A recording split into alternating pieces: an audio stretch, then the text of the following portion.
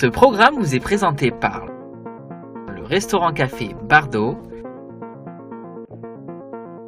l'agence immobilière Invest Miami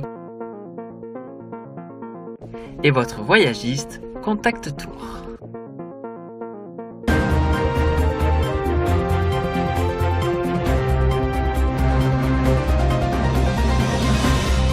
Bonjour, bienvenue dans le journal de Bonjour America. Je suis Audrey Mazins. Tout de suite, les nouvelles du jour. À Washington, on prédisait une rencontre glaciale. Elle ne l'a pas été, en apparence. Le président turc Recep Tayyip Erdogan était reçu à la Maison-Blanche par son homologue américain Donald Trump ce mardi. Le président républicain, qui a rappelé l'alliance entre les deux pays pendant la guerre froide, a plaidé pour plus de coopération entre la Turquie et les États-Unis pour mettre fin aux violences au Moyen-Orient. Les sujets qui fâchent, tels que le soutien américain aux milices kurdes et l'extradition de Fethullah Gülen, n'ont pas été débattus publiquement.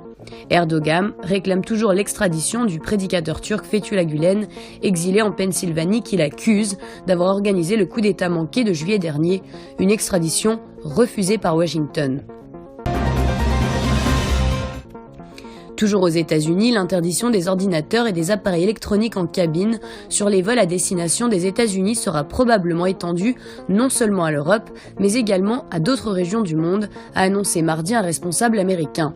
En mars, les autorités américaines avaient interdit aux passagers en provenance de 10 aéroports dans 8 pays arabes et en Turquie de transporter en cabine ordinateurs portables, tablettes et autres appareils électroniques d'une taille supérieure à celle d'un téléphone portable. Une interdiction américaine sur les ordinateurs portables pourrait semer la pagaille dans les aéroports européens, avec plus de 3250 vols par semaine prévus cet été entre les pays de l'Union européenne et les États-Unis, selon des chiffres de l'industrie aérienne. Certains experts estiment que les ordinateurs placés dans des bagages enregistrés présentent également un risque en raison de la possibilité de leur batterie qui pourrait prendre feu. À Ottawa, cette fois, un avocat du gouvernement fédéral a plaidé mardi pour dénoncer le modèle canadien qui permet de détenir indéfiniment un étranger en attente de déportation. Ce modèle n'est peut-être pas parfait, mais il s'avère juste et ne viole pas en tout cas la Charte canadienne des droits et des libertés. Bernard Hassan a par ailleurs nié que des étrangers croupissent en prison au Canada en attendant qu'on statue leur sort. Ce régime de détention préventive est contesté cette semaine en cour fédérale à Toronto en vertu de la Charte canadienne. Les opposants à ce régime de détention préventive soutiennent qu'il est injuste d'enfermer des étrangers dans des pénitenciers à sécurité maximale au milieu de prisonniers endurcis alors qu'ils n'ont peut-être commis aucun crime. L'autre partie souhaiterait que ces détentions préventives soient limitées à 18 mois, mais Hassan a soutenu que les pays européens peuvent contourner ce plafond s'ils ont des motifs raisonnables de le faire. À Paris, pour son premier gouvernement, Emmanuel Macron veut une équipe irréprochable. Résultat, tous les ministres sont actuellement passés au crible.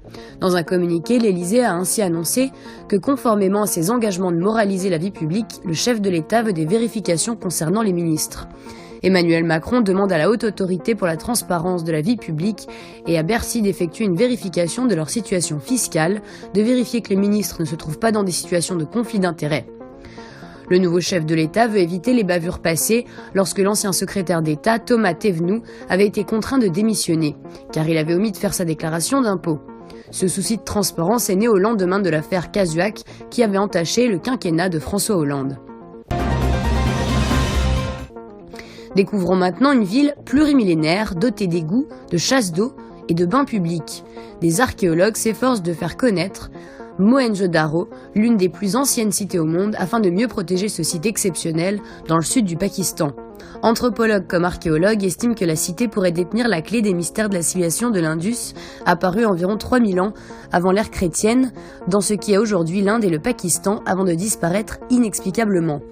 Ils avertissent que si rien n'est fait pour protéger les ruines déjà abîmées par le temps et la négligence humaine, cette ville risque de tomber dans l'oubli sans jamais prendre la place qu'elle mérite dans l'histoire. Différents efforts sont en cours pour sortir la cité antique de l'obscurité. Merci d'avoir suivi le journal. Je vous retrouve très bientôt sur Bonjour America.